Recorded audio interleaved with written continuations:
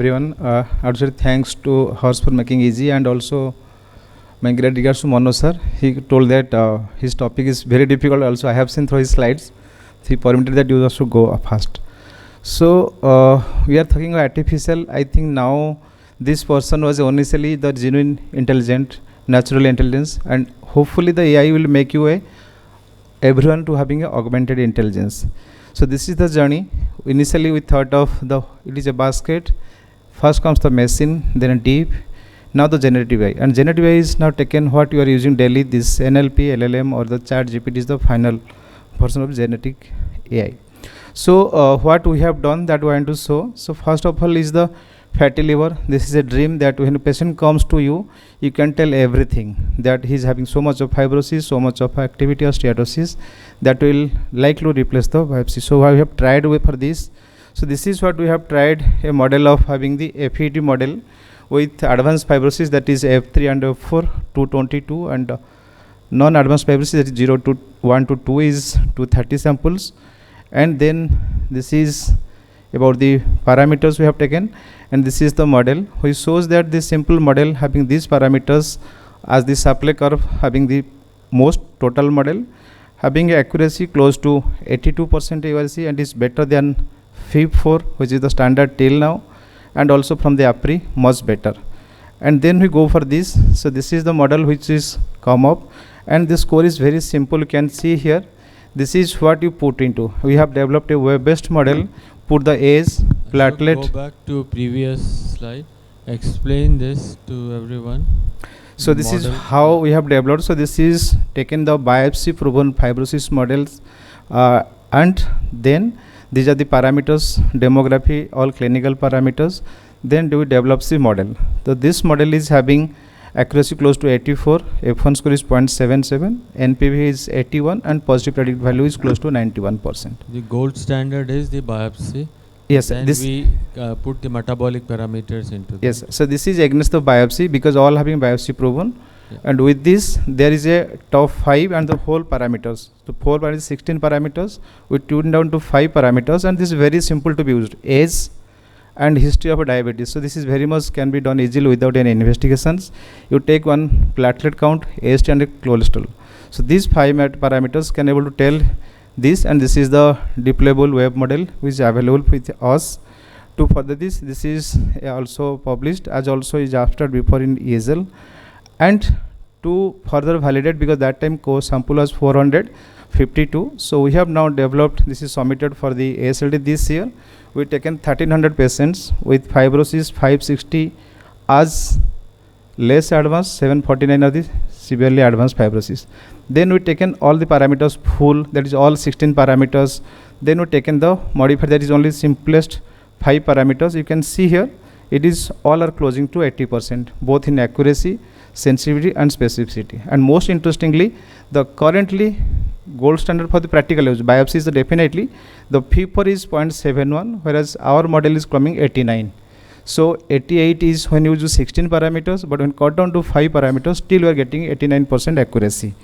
And to further tell that these persons, if you are coming to us, we developed a maps tool, that is whether he is having 4 groups: normal, that is earliness, at-riskness or advanced fibrosis. So when we gone for these, you can see here the random forest algorithm is best.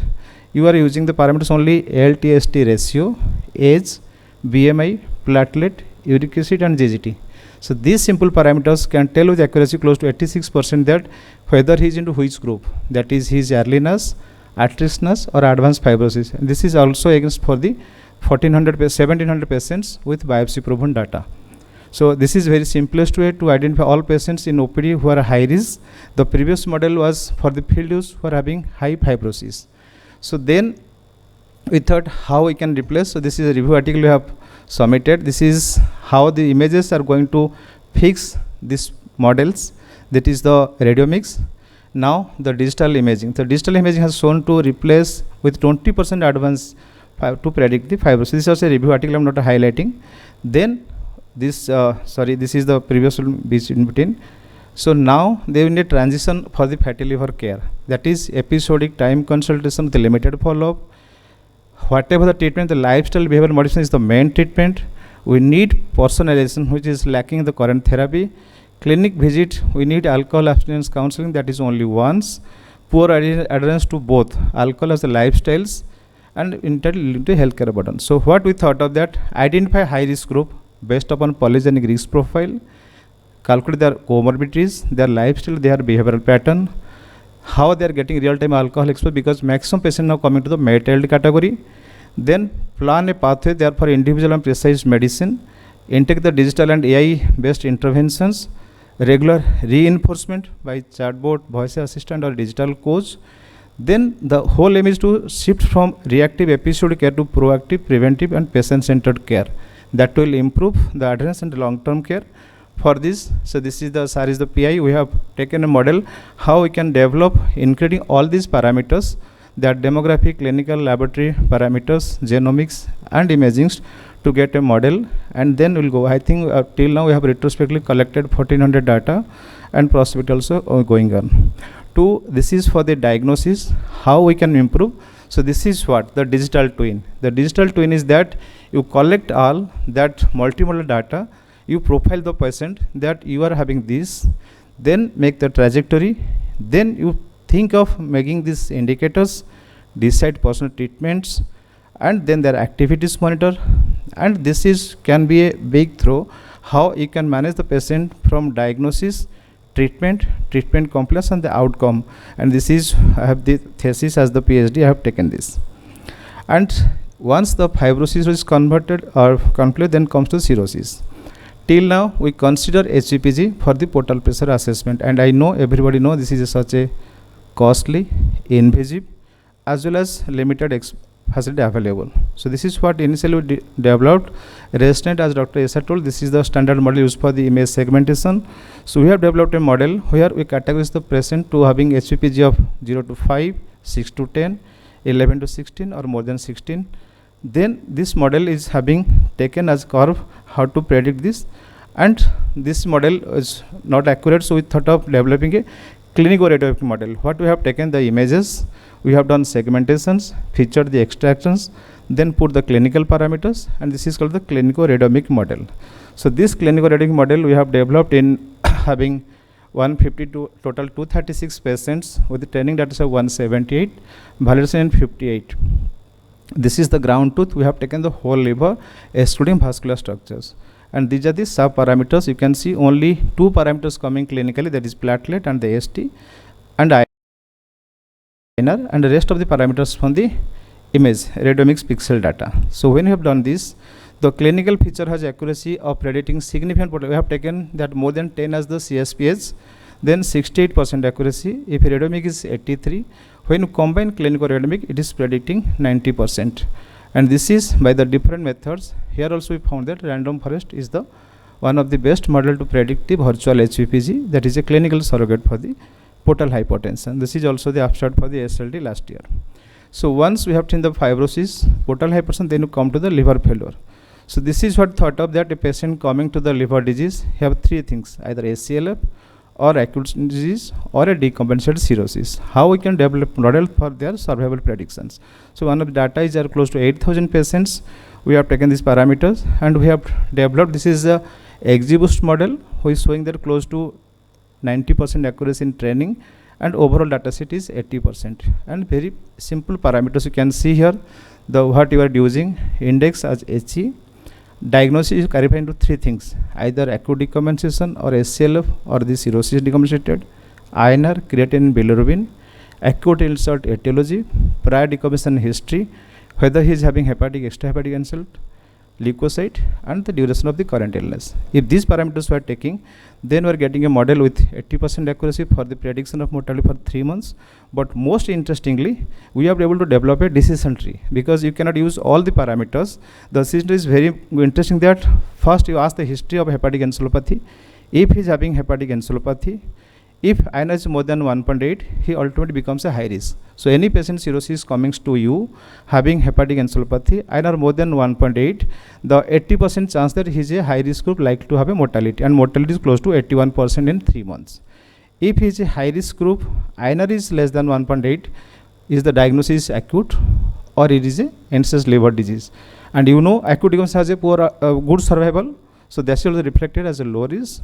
Whereas if he is having end-stage liver disease, non-acute decompression, then output is on the higher side. So this is very much compared to the clinical signs, this is dysentery. If he is not having hepatic encephalopathy, INR is less than 1.34, he is a very good candidate to survive for more than 3 months. If he is more than 1.3, then he is coming as the intermediate group. So this is nearly completed our manuscript we are going to submit. And interestingly, you can see here the comparison the conventional parameters, is CTP and MELD. You can see here the CTP accuracy is 73, MELD is also equal 72, whereas our accuracy is coming as 88%. So this is one good to be replicated. In the similar in the global data set from the CLEAR study, they have told that those patients admitted for the index time and how they are surviving for 30 days. You can see here the reason for admission TLC, MELD score, income status. So these are the parameters that is better than the conventional parameters predicting outcome with accuracy close to 78%. So this is a model that for the prediction of the outcome at admission. If you think of SLF, which you most often, you have the ARC database, we thought of developing few models. So this is one published, Nipun was the first author. What we have done here, if a person is coming with the SCLF, you have the 7 days parameter and you are getting accuracy close to 99%, that if serum creatinine at day 7 is high, that is more than 1.5, they have a circulatory failure, the mortality is close to 90%. So this is the AI model as able to accurately predict mortality at a day 7. So this is also one I think we can validate further. Then important one is the prediction of organ failure. So we have taken 1600 patients data, organ failure is close to in 86%. So what we have done, taken 34 features, we have reduced to 24, then analyzed the top 14 features. The XV model has shown close to 90% having accuracy, and the top 5 parameters are presence of SARS, ascites, alcohol has the etiology, MAP is on the lower than 65, and serum albumin. So this is a very interesting parameter that if person having ascites, alcoholic, having a low BP and low albumin and SARS, they are likely to chance of getting an organ failure in next 7 days is close to 90%. So this is how you can see here this model is behaving like. And further, the most important always becomes the decision tree, because you want to know how to stratify the patients. You can see here among the 16 patients, if MAP is low, that is below 79, they already at the high risk for developing organ failure. If BP is still on the higher side, if albumin is less than 2.8, they are getting the high risk of organ failure also. So alcohol etiology, MAP is less than 79 and low albumin are likely to develop organ failure next 7 days. Those having not alcoholic also, if they have a low MAP, they are also that means MAP is one of the important factor and etiology is one of the common factors to predict who are the high risk or the low risk. Then if you think of this as a model, this is submitted, then prediction of the infections. So this is of same taken the 1600 patients, that if those patients coming with no infection, the developed infection is close to 25% in last 7 days, first week. The drivers for them to develop is R score, renal failure, circulatory, BP, heart rate, GGT, MAP, both BP and systolic diastolic are coming up, and then it's showing that the precision is close to 94% and accuracy is coming more than 92% for the random forest, and exhibition as highest 95. So this is also predicts that you can predict the development of infection in next 7 days with accuracy with these parameters. Then this is what we submitted this year, that SLF who can develop AKI from the ARC data set. You can see here the analysis taken for 3300 patients and data is splitted here. So this is the models you can see here. The XGBoost is having highest 95%, and these parameters are very simple and dual parameters, that is INR, WBC, platelet, urea, potassium, ascites grade, sodium, etiology, albumin, bilirubin. So among these, the top 5 parameters are showing a good accuracy for the parameters. And if you think of the parameters analysis, the decision tree, just to simplify the process of the flow, if bilirubin is more than 32, if INR is become more than 3.2, then they are likely to develop a AKI in 4 days. Sorry, this is taken over the day 4. sorry, day 7, but data here I will come to the limits of the study, that if bilirubin more than 32, iron is more than 3.2 at the baseline, they have a 80% chance that they are going to develop AKI at the day 7. If it is less than 32, if more than age 59, they are the moderate risk group. If bilirubin is less than 32, younger age, the chances on the lower side. But problem here that we have the dynamic models where we want the parameters on the day 4. So I think most of the AKI will happen already by the day 4. So that's why this is a criticism, and we are getting the new data from the ARC to go for the better. But problem is that in ARC data is available day 0 and day 4. So that's why we are stuck up with this, and I will take input from everyone and sir also how to make this paper one good one. Then comes the liver and brain axis. That is the emerging area, the liver brain axis. You can see here the brain and the liver is interlinked, and the most important area is the MHE, which needs to be diagnosed, prevented from the overt hepatology because having high mortality. And these are the parameters, you know, the executive functions. You can see here the tests are the huge, and the gold standard is PHS, but the PHS is difficult to do because it takes 30 minutes to happening. So now this comes up the agentic AI. What Dr. Hurst was that the repeated stepwise questions to be asked to the system has now been bypassed. The agentic AI takes the data, takes the action planning, goal and reasoning. They get reaction from the environments, do the actions, and they come as a recommendation. That means you have to put the data, your objectives, and then the internal flow because of repeated trainings and getting the feedback from the trainings, they provide actionable points, and that's why it is now coming everywhere. You can see here imaging to action to consultation to ISO monitoring to plan. It can give you a decision based upon the history how to manage, and is now big way coming the healthcare for the practical use. So with this we have taken a project and is got the grant. What we are doing now, the patient who comes with liver disease, the voice is no more a voice is also a data. His eye movements, his hand movements, and his memory from the PHE score can correlate to the functional MRI or the MRS and can predict the HE and helpfully can future the gradient. The next important is coming up the functional MRI. The functional MRI is the way forward for the tracking behavioral response to therapy, and we are proposed this idea, got the grant, and luckily the new MRI which is coming next month, we will having the full functional MRI, and hopefully we can get a correlation of the brain activities through the functional MRI with clinical parameters to prove how to proceed further.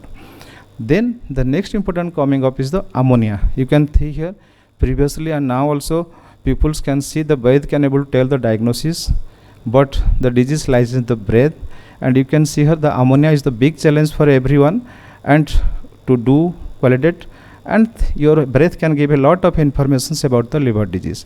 So with this we have developed a sensor with AI integration model. You can see here he is able to tell that how much is there. This is our prototype which has now trial, and this is the device which are going to get it, and luckily got the grant for this to develop with breath ammonia to be detected for the correlates to the blood. And with this I just want to close, but before this I want few requests to the authority. We need more of translation focused research, product based and innovation should be content.